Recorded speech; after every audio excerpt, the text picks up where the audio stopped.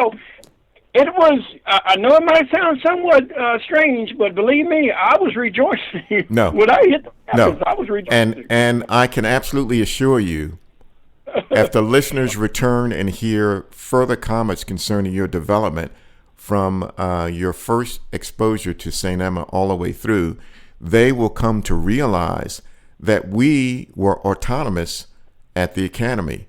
We, Yes. the cadets, were forced to grow up. They were not. Yes. They were not pampered. It was a strict military structure. We were responsible for the growing of our own food, for the cultivating of our own food, for the cooking of our own food. Every single aspect in terms of the security of the campus, the policing of the campus, every aspect, we were trained to do it ourselves. So in that regard, you went from being a little boy that was always told what to do to a young man growing into independence and being held responsible for doing what you did. That's where the freedom came in. Yes. Very well put. There was independence, and to show that I was capable of sustaining myself, that I was capable of making rational, logical, mature decisions.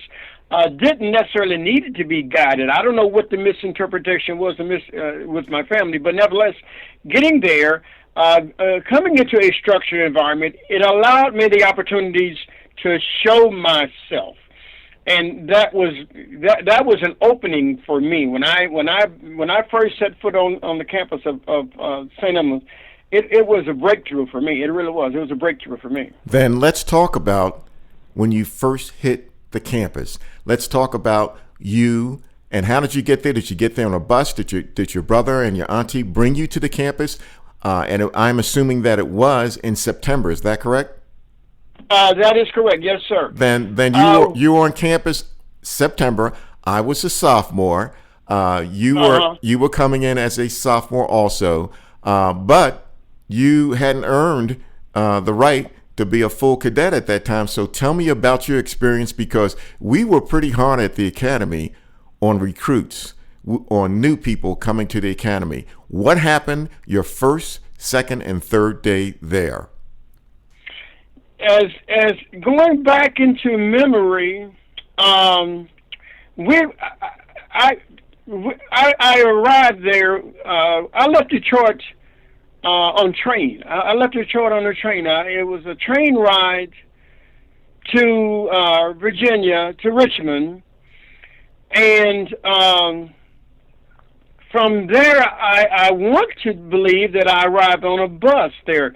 I seem to You did. Yeah, and I was waiting for you to say that. And I know, brother, I know that it's difficult to think about all these details, but this is why this oral history is so important, because it shakes things loose and causes them to float to the top. The reason why you came to the academy on a bus, that was the only way that you could come there, other than your parents bringing you in your car.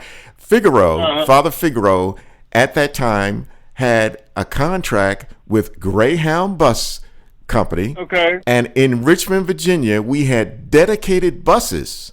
Regardless of how you came to Richmond, there were dedicated buses that brought you from Richmond 40 miles on out to Belmead on James. That was the old plantation, which was the St. Emma Military Academy Foundation and all their grounds. So that's how you came in. When you came in on the bus, was there anybody else on the bus from St. Emma with you? Yes, there was. As well as I recollect, yes, there was. Apparently, we gathered together there in Richmond. I didn't just come there by myself. I do remember that. Now, what other individuals, Mr. Van, the names of any other individuals that were present on that bus at that time completely escapes me now. Understood. But I do remember the bus pulling up right on the center of the campus there, and us exiting the bus. That's correct. But again, I have no idea who the other students were. Indeed. But yeah, we arrived there on. And the reason why, Eugene, I remember that so well, is because I was out on campus when your bus pulled up. Yeah, yeah. And I'm serious about that. This is so wonderful for me because it brings back all these. I'm serious. This podcast here is for me. This podcast belongs to me. I will listen to it. I'm serious. Here's the thing in reference to it. I, as a sophomore, was either a corporal or maybe a sergeant as a sophomore. Therefore, non-coms always arrived at the campus early. And we prepared ourselves for all incoming recruits.